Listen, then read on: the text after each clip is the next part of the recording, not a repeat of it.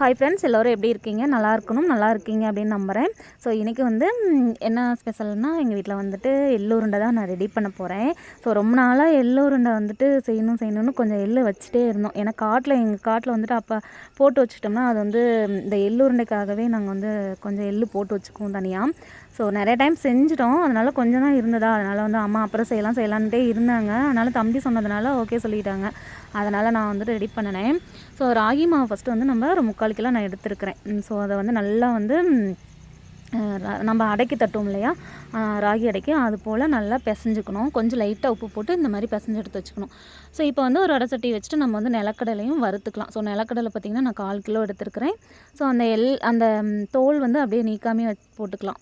So அதுக்கப்புறமே வந்து எள்ளு நல்லா தண்ணியில் வந்து களைஞ்சிட்டு அதுக்கப்புறம் அந்த கல்லை அரிச்சு கொடுத்தாங்க அம்மா. அதுக்கப்புறமே வந்து அந்த ஈரத்தை போட்டு நல்லா வறுத்தாலவே அது வறுபட்டுரும்.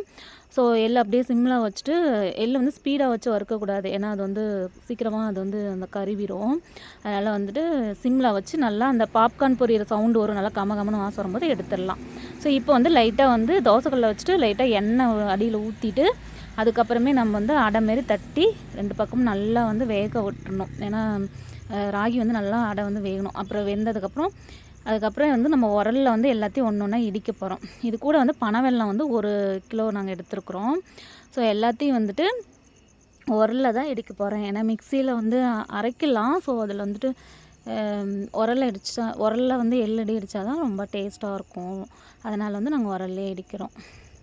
ஸோ இப்போ பார்த்திங்கன்னா நம்ம ஒவ்வொன்றும், அதாவது ராகி ஃபஸ்ட்டு வந்துட்டு அடையை வந்து நல்லா பிச்சுக்கணும். ஆறுனதுக்கப்புறம் ஒன்றொன்றையும் வந்துட்டு நல்லா வந்து இடித்து ஃபஸ்ட்டு எடுத்து வச்சுக்கணும். எள்ளு ஃபஸ்ட்டு நல்லா பவுட்ரு பண்ணிவிட்டு அதுக்கப்புறம் நிலக்கடலை, ராகி, அதுக்கப்புறம் வெல்லத்தையும் வந்து கருப்பட்டியும் வந்து அதுலேயே நல்லா இடித்து எடுத்து வச்சுக்கிட்டு, ஸோ அதுக்கப்புறம் மறுபடியும் அது மறுபடியும் கலக்கணும். ஒன்றா போட்டு இடித்து எடுத்தோம்னா தான் அது நல்லா அந்த எள்ளடி வந்து உருண்டை பிடிக்க வரும். ஸோ இது போலவே அம்மா அம்மா தான் இடித்தாங்க. ஸோ பாருங்கள், எல்லாமே பவுட்ரு பண்ணியாச்சா.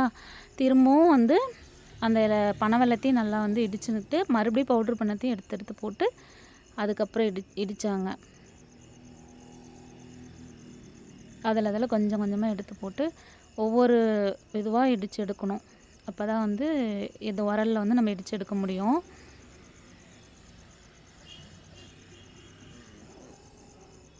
ஸோ வெல்லம், நிலக்கடலை, அதுக்கப்புறம் வந்துட்டு ராகி அடை, இது எல்லாத்தையுமே வந்து எள்ளு, இது எல்லாத்தையும் வந்து ஒன்றா இடித்து இதுக்கப்புறமே நம்ம வந்து உருண்டை பிடிச்சிக்கலாம். இப்போ தான் நல்லா அந்த பாசம் மாதிரி நல்லா உருண்டை பிடிக்க வரும். ஸோ ரொம்ப ரொம்ப டேஸ்ட்டான எள்ளு உருண்டை வந்து ரெடி ஆயிடுச்சு. ஸோ நீங்களும் இது போல் எள்ளு உருண்டை செஞ்சு பாருங்கள், ரொம்ப டேஸ்ட்டாக இருக்கும். Okay friends.